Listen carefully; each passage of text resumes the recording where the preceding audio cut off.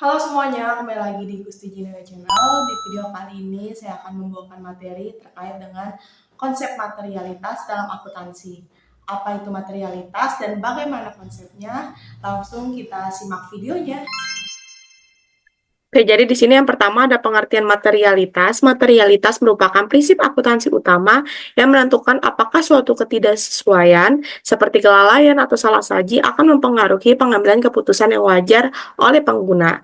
Materialitas bukan hanya pertimbangan untuk kesalahan akuntansi, kelalaian dan salah saji, tetapi juga merupakan faktor ketika menetapkan kebijakan dari akuntansi.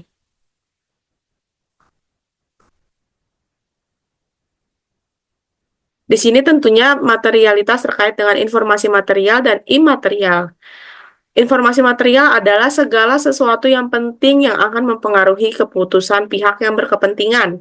Jika kesalahan atau kelalaian informasi dapat menyebabkan pengguna yang wajar mengambil keputusan yang berbeda, maka informasi tersebut dikatakan material. Sedangkan bagi informasi yang imaterial, itu jika suatu informasi kesimpulannya tidak berdampak, maka informasi tersebut dianggap tidak material.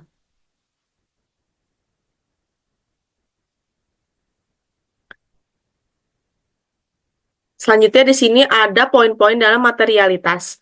Materialitas adalah prinsip dalam GAAP atau Generally Accepted Accounting Principles yang menentukan apakah perbedaan dalam pelaporan keuangan seperti kelalaian atau salah saji akan mempengaruhi pengambilan keputusan pengguna yang wajar.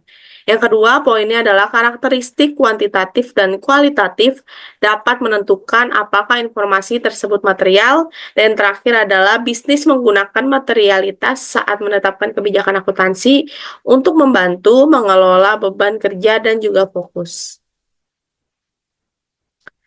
Bagaimana untuk kita mengukur materialitas dalam suatu bisnis atau perusahaan? Materialitas adalah ukuran yang relatif. Materialitas dipertimbangkan dalam konteks ukuran bisnis, biasanya menggunakan total aset dan laba bersih seperti pedomannya. Namun, tidak ada rumus pasti untuk menentukan materialitas itu sendiri.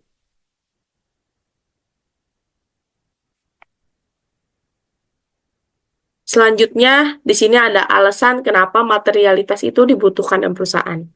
Materialitas membantu bisnis mengelola tujuan penyediaan informasi keuangan, tentunya yang lengkap dan akurat dalam jumlah biaya, upaya, dan waktu yang dibutuhkan untuk menghasilkan informasi tersebut.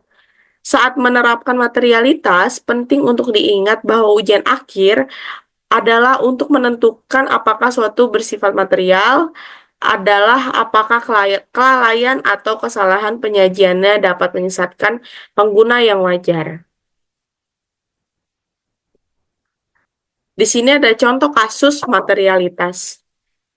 Sebuah perusahaan kecil, CVABC, baru saja membeli peralatan kantor baru, yaitu 5 unit meja kerja.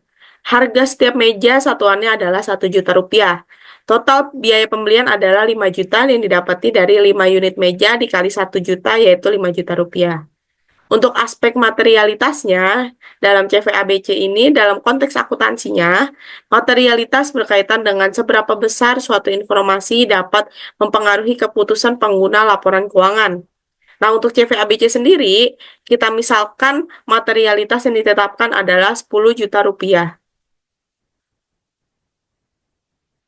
Di sini ada analisis pembelian peralatannya, karena biaya untuk pembelian mejanya sebesar 5 juta rupiah dan juga materialitas yang ditetapkan adalah 10 juta rupiah.